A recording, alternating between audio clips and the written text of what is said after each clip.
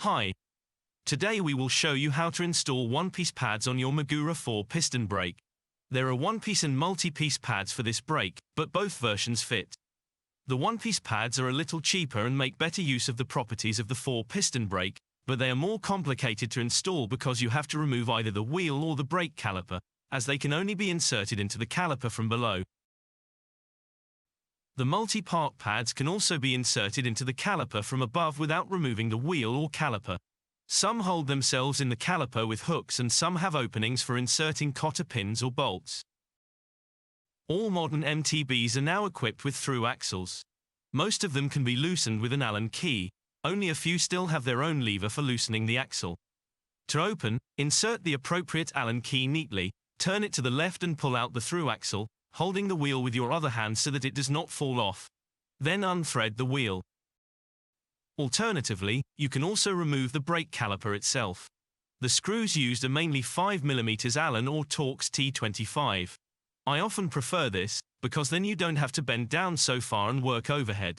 Now press the brake pads in the brake caliper back into the final position using a suitable object such as the transport lock or a tie lever. You should only use a hard object such as a screwdriver or a knife if you really do not need the pads anymore. Sharp-edged objects can damage the pads. Make sure that the pistons are really fully back in the saddle, otherwise you will not have enough space to insert the pads.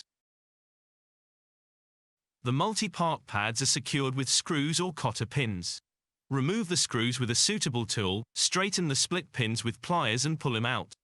Now you can pull the pads up or down out of the brake caliper. The one-piece pads must always be pulled out downwards. The one-piece pads are now inserted into the brake caliper from below, one after the other. A spreading spring is not necessary with Magura, as the pads are held magnetically on the piston. The variants with hooks hold in the caliper by themselves. For those with openings for cotter pins or screws, the cotter pin or screw must of course be reinstalled accordingly. If you have removed the wheel, thread it back in and tighten the through axle according to the manufacturer's instructions. Or screw the brake caliper back on and adjust it centrally so that the clearance is the same on both sides of the disc. When you pull the lever for the first time, you are pretty much reaching into the void. This is normal due to the automatic pad adjustment of your brake. The pistons move out and get more oil from the reservoir. When you pull the lever for the second time, you should have a solid pressure point again. Now check that the wheel runs freely and that the disc does not rub and, if necessary, readjust the brake caliper as described in another workshop on our site.